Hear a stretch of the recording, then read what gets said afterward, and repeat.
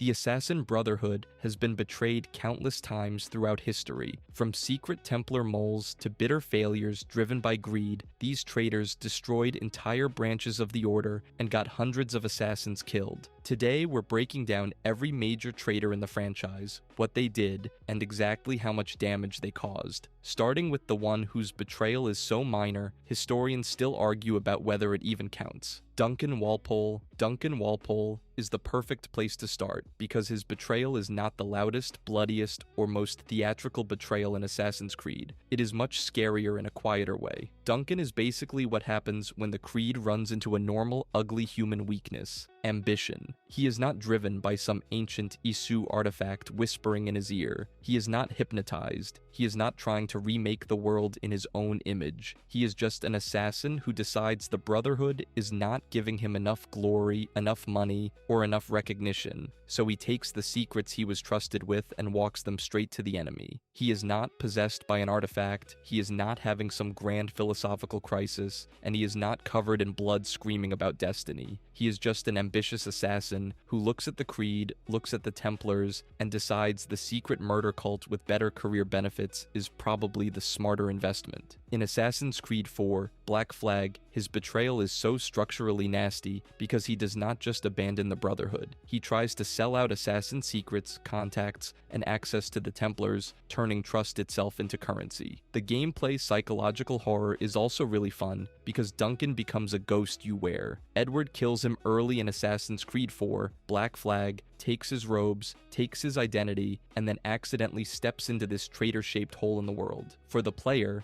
that means you are walking into Templar spaces wearing the skin of a man who already betrayed the assassins before you ever got there. It is not a scary boss fight in the normal sense, but it is deeply uncanny. Everyone is talking to you like you are Duncan. Everyone is assuming you are part of his betrayal, and the player is just sitting there thinking, I am a pirate pretending to be an assassin, pretending to be a Templar asset, and somehow this is working. The psychological horror here is quiet but sharp. Edward Kenway literally steps into Duncan's identity after killing him, which means the player spends a chunk of the story walking around inside a dead traitor's stolen life. That is such a weird little ghost story setup. A pirate pretending to be an assassin, pretending to be loyal while surrounded by Templars who think they are dealing with the original backstabber. The creepypasta angle is not that Duncan is terrifying in combat. It is that he shows how easy corruption can be. No screaming, no madness, just one bitter guy deciding that the Creed is worth less than a promotion. Lucy Stillman. Lucy Stillman is the betrayal that hurts because it happens in the modern-day safe room, which is supposed to be the one place where the player can finally breathe. She starts as Desmond's lifeline inside Abstergo, the person who helps him escape, guides him through the Animus, and makes the assassin cause feel human. But behind that trust,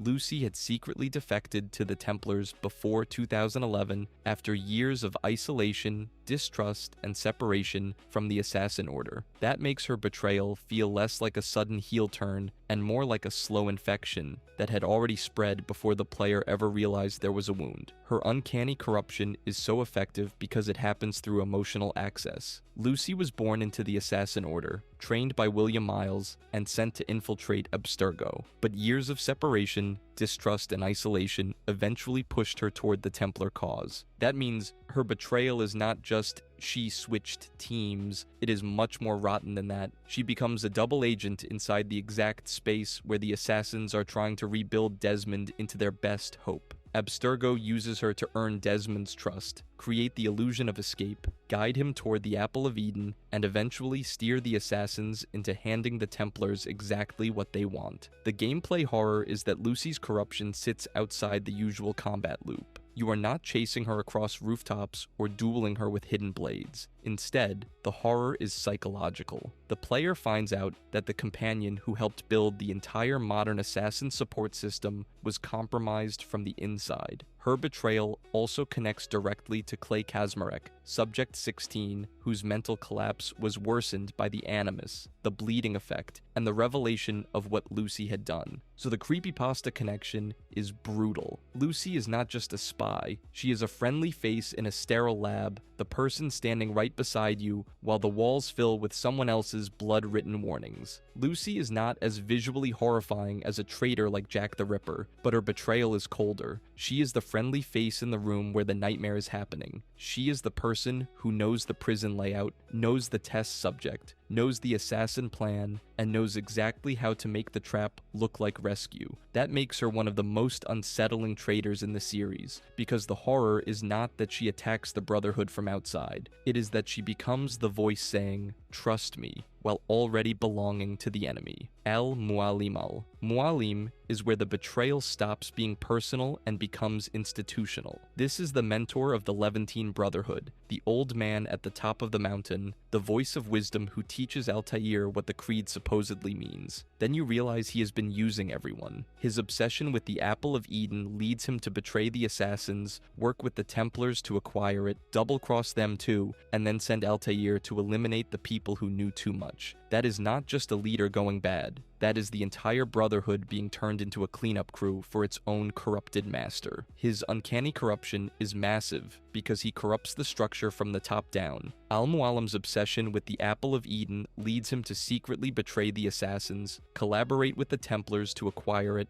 double-cross those Templars, and then manipulate Altair into eliminating the 9 men who knew too much. That means Altair's entire redemption arc is also a cleanup operation for Al-Mualim's betrayal. The Brotherhood's justice, discipline, and philosophy are being used as tools to erase evidence and secure one man's control over a piece of Eden. That is the creepiest kind of institutional rot. The Assassin Brotherhood is supposed to fight control, preserve free will, and oppose anyone who tries to force peace through domination. But Al-Mualim twists the language of the creed into a justification for exactly that.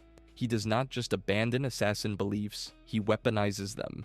He takes "nothing is true, everything is permitted," and turns it into permission to enslave minds. That is uncanny corruption in its purest form, the teacher using the lesson to destroy the student. And mechanically, the finale is basically Assassin's Creed turning into a nightmare boss fight against your own teacher. Al-Mualim does not just fight like another target, he uses the apple to create illusions, manipulate perception, and make Masyaf itself feel wrong. You are not just killing a traitor.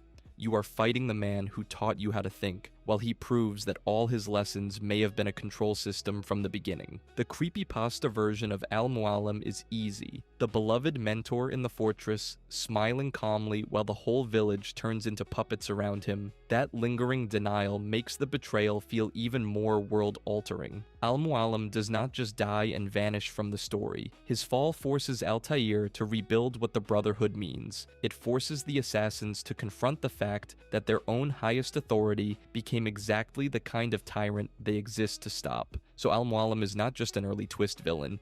He is the corrupted foundation stone of the entire franchise's moral architecture. Shay Cormac is one of the most world-altering betrayals, because he does not just leave the assassins, he helps destroy an entire branch of them. In Assassin's Creed Rogue, Shay's break begins after the Lisbon disaster, when he removes a precursor artifact and triggers a devastating earthquake. Horrified by the death toll, he concludes that Achilles Davenport and the colonial assassins are too reckless to keep searching for those sites, steals the manuscript, and is left for dead by his former allies before eventually aligning with the Templars. The uncanny corruption here is amazing, because Shay still talks like someone who thinks he is protecting people. That is what makes him scarier than a simple villain. He weaponizes assassin training, naval skill, stealth instincts, and insider knowledge against the people who raised him. Gameplay-wise, Rogue flips the usual fantasy on its head. Suddenly you are hunting assassins, countering stalkers, invading their hideouts, and dismantling their network piece by piece. The creepypasta connection is that Shay is basically the assassin under your bed. He knows the hiding spots, he knows the signals, he knows how the Brotherhood thinks, and now he is coming for it. The gameplay, psychological horror of Assassin's Creed Rogue is that it flips the entire fantasy on its head. Usually you are the hunter in the crowd. You are the blade no one sees coming. But as Shay, you start hunting the people who used to be the player's power fantasy. Assassins stalk you from rooftops, hide in crowds, ambush you from haystacks, and use familiar tactics against you. The game turns assassin techniques into horror mechanics. Suddenly, the hidden blade is not just your tool, it is something waiting behind you, and emotionally, fighting Shay's old allies feels wrong in a way the game absolutely leans into. You are not just clearing out faceless enemies, you are watching the Brotherhood eat itself through one man's trauma and another man's stubbornness. Shay blames Achilles and the assassins for Lisbon, while the source notes that his reaction also involves miscommunication,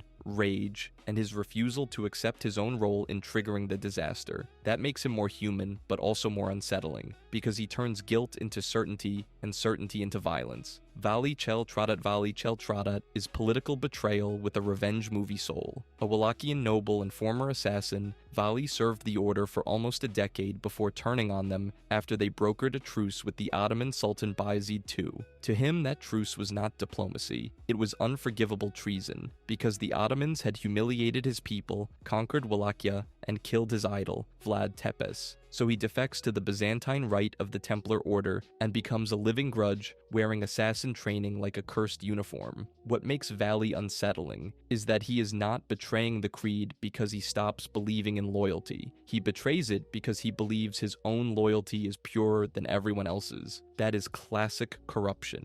The assassin who thinks compromise is weakness, peace is betrayal, and revenge is principle. In gameplay terms, he fits perfectly into the fallen assassin target mold because he is not just another Templar soldier. He is someone who understands the Brotherhood's methods and can move through the same shadow language as Ezio's allies. His creepypasta connection is basically the nationalist ghost in the bureau, the guy who hears the word truce and decides the only acceptable answer is blood. That makes him a great escalation point in this list. Duncan sells the Brotherhood out for ambition. Lucy sells it out through secret allegiance. Al-Mualim corrupts it from the throne. Shay turns against it after catastrophe. But Vali represents something colder, the assassin who cannot survive political compromise. He takes his wounded identity, fuses it with Templar support, and becomes the kind of enemy who does not just want to win. He wants the Brotherhood to admit it was wrong while bleeding. Baptiste. Baptiste is where the list starts sliding from politics into cult horror. Originally a member of the Saint-Domingue Brotherhood, he trained alongside Agathe under François Macandal. But after Macandal's death and Agathe's departure for Louisiana,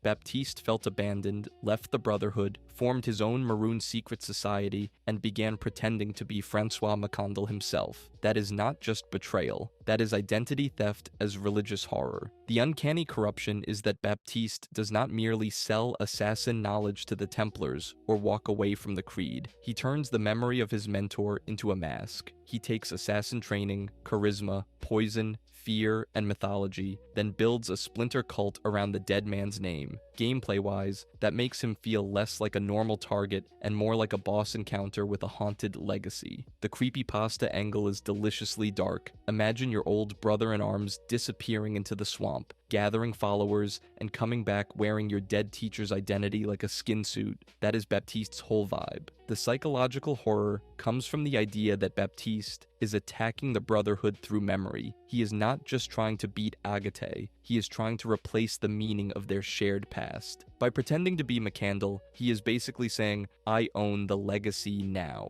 That is a very specific kind of betrayal, not just killing your family, but wearing your father's face while doing it. It turns assassin tradition into costume. It turns mentorship into possession. Baptiste has the energy of a swamp boss fight wrapped in a ghost story. In Assassin's Creed 3, Liberation, Aveline is not just hunting a political target, she is hunting a man who has turned himself into a symbol. His followers are not merely guards, they are believers. His hideout feels less like a military camp and more like a ritual space. And because poison is tied so closely to Macandal's legacy, every part of Baptiste's operation feels contaminated. The Brotherhood's tools are still there, but they have been filtered through resentment, theater, and obsession. Harris is a smaller figure than some of the others, but but the atmosphere around him is nasty because his betrayal hits the Brotherhood at its symbolic heart. Masyaf. He was an apprentice of the Levantine Brotherhood who grew dissatisfied with his slow advancement through the ranks, defected to the Templars, and helped them lay siege to the assassin stronghold. That is such a petty motive for such a catastrophic act, which makes it feel even more poisonous. This is the betrayal of someone who decides that if the Brotherhood will not recognize him, he will help burn the Brotherhood's home down. The uncanny corruption is simple. A student learns the layout, the weaknesses, the rhythms, and the rituals of the assassins, then hands that knowledge to the enemy. Gameplay-wise, he is scary because he represents the ambush from inside the walls. Not the Templar army at the gate, but the assassin who made the gate easier to break. His creepypasta connection is pure, resentful apprentice energy, the overlooked recruit who smiles in training, memorizes every entrance, and waits for the day he can make everyone regret ignoring him. The gameplay psychological horror is very old-school siege horror. In 1189, Haras leads a Templar assault on Masyaf. Many assassins are killed, and Al-Mualim is captured. When Altair returns, he has to fight his way through a home that has been invaded from the inside out. Haras then retreats into the occupied fortress and executes assassin hostages with a crossbow while Altair is locked outside. That image is brutal. A former apprentice standing inside the walls, murdering the people who used to be his own, while the real assassin has to climb back into his stolen home. The creepypasta connection is that Haras is the bitter student who never truly loved the Brotherhood, and his own line basically says as much. He is not the tragic idealist or the complicated reformer. He is the person who sat in the same rooms, learned the same lessons, maybe bowed at the same rituals, and secretly felt nothing except resentment. That is creepy because it means the betrayal was not a sudden crack. It may have been hollow inside for a long time. Haras also works well because he bridges the gap between political betrayal and active slaughter. Duncan endangers the Brotherhood by selling secrets. Valley murders assassins as part of a revenge campaign, but Haras helps bring an army to the gates and then starts executing hostages from inside the stronghold. He is a small character with a big horror image. The apprentice in the fortress, crossbow ready, proving that sometimes the gate does not fall because the enemy is strong. It falls because someone on the inside wanted it open. Pierre Belek is one of the best traitors in the series, because the scariest thing about him is that he thinks he is saving the Brotherhood. He is not a coward. He is not greedy. He is not secretly loyal to the Templars. In fact, he hates the Templars so much that his hatred becomes a kind of sickness. Belek is Arno's mentor, a veteran assassin, and one of the people who brings him into the Parisian Brotherhood. For a while, he feels like the gruff old soldier archetype, crude, intense, maybe too aggressive, but ultimately loyal. Then the mask cracks. Belek is one of the most unsettling traitors because he thinks he is the last real assassin in the room. In Assassin's Creed Unity, Belek trains Arno, teaches him about the assassins and Templars, and helps pull him into the Brotherhood. But underneath that mentorship is a fanatic who believes the Parisian Brotherhood has grown weak, political, and too willing to compromise with Templars. Eventually, he murders Mirabeau and tries to convince Arno that the Order must purge itself and be rebuilt through violence. The gameplay horror is that Belek fights like your mentor because he is your mentor. The confrontation is not just a boss fight, it is Arno being forced to survive the man who shaped his assassin identity. Belek's moves, confidence, and brutal certainty make him feel like a corrupted mirror of everything Arno is supposed to become. And the creepypasta connection is extremely strong here. Belek is the old soldier in the basement who has seen too many defeats, lost too many friends, and finally decides the only way to save the Creed is to start killing assassins until the pure version comes back. That is not strategy. That is trauma with a hidden blade. That is why his betrayal hurts. Belek's extremism is ugly, but it grows out of real trauma and real history. He has watched Brotherhoods fall. He has watched Templars manipulate peace. He has reasons, but reasons do not make him right.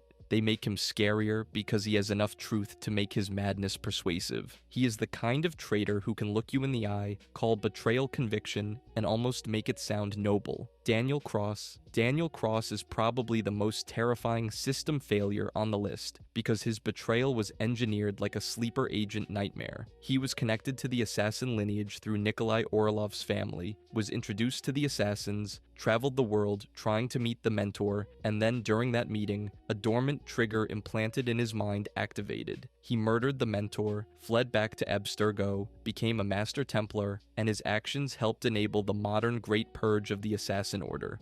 That makes Daniel a nightmare version of the assassin ideal. The Brotherhood is built on inherited memory, chosen purpose, discipline, and trust passed across generations. Daniel turns all of that into a delivery system for a Templar assassination. His bloodline gets him noticed. His suffering gets him sympathy. His search gets him access. His hidden conditioning does the rest. He is not just a traitor inside the Brotherhood. He is a human Trojan horse. The uncanny corruption here is almost unfair. Daniel is not just a traitor who chooses the other side in a clean, conscious way. He is a weapon planted inside the assassin's hope for the future. He uses trust, bloodline, sympathy, and access to reach the one person the Brotherhood can least afford to lose. Gameplay-wise, when Desmond faces him, the horror comes from fighting someone who has the bleeding effect, assassin instincts, and Templar conditioning all tangled together in his head. The creepypasta connection is maybe the darkest before Jack, a broken man turned into a trigger phrase, wandering through assassin safe houses like a curse that does not know when it is going to go off. That makes him one of the most tragic and unsettling figures in the franchise. Duncan chooses ambition, Belek chooses fanaticism, Shay chooses the Templars after trauma. Daniel's choice is murkier, more violated, and more horrifying. He is a person turned into a breach event. He proves that in the modern Assassin-Templar war, the enemy does not need to storm the hideout if it can program the right person to be welcomed inside. Jack the Ripper Jack. The Ripper is where the list stops being about defection and becomes a full blood-soaked psychological collapse. In Assassin's Creed Syndicate, Jack the Ripper, Jack is reimagined as a mentally disturbed renegade assassin and former initiate of Jacob Fry, turning the skills of the Brotherhood into a reign of terror across London's East End. His goal is not just murder, it is to corrupt Jacob's legacy, seize the Rooks, terrify the city, and turn assassin methods into public nightmare fuel. The gameplay horror is easily the most intense on this list, because the DLC actually lets the player feel the difference between assassin stealth and Ripper terror. Evie uses intimidation tactics to frighten enemies non-lethally, while Jack can use similar fear mechanics in a far more brutal way, including shrieks and executions that send enemies scattering. That is the creepiest version of uncanny corruption, the same design language as the assassins, but stripped of restraint, mercy, and purpose. The creepypasta connection basically writes itself. Jack is the assassin who looked into the Creed's shadows and decided the shadows were not dark enough. He does not just betray the Brotherhood. He turns its tools into a murder myth, then paints London red until even other assassins start sounding like ghost stories. That is the core of the horror. Jack fights like an assassin after the moral governor has been ripped out. He still has assassin skills. He has the hidden blade, throwing knives, smoke bombs, a rope launcher, eagle vision, stealth, free running, and enough combat ability to threaten the Fry twins. But every familiar tool has been dragged into a serial killer story. When Evie investigates him, it does not feel like hunting a normal Templar target. It feels like trying to survive an urban legend that knows assassin doctrine. By the end, Evie has to erase his memory for the sake of the Brotherhood, because if the world truly understood that Jack the Ripper was tied to the assassins, the damage would be catastrophic. His betrayal is not just that he kills, it is that he makes the Brotherhood's methods look like the language of monsters. He bleeds the shadows red, becomes a legend, and leaves behind the ugliest question in the entire list. If the assassins teach people how to become ghosts,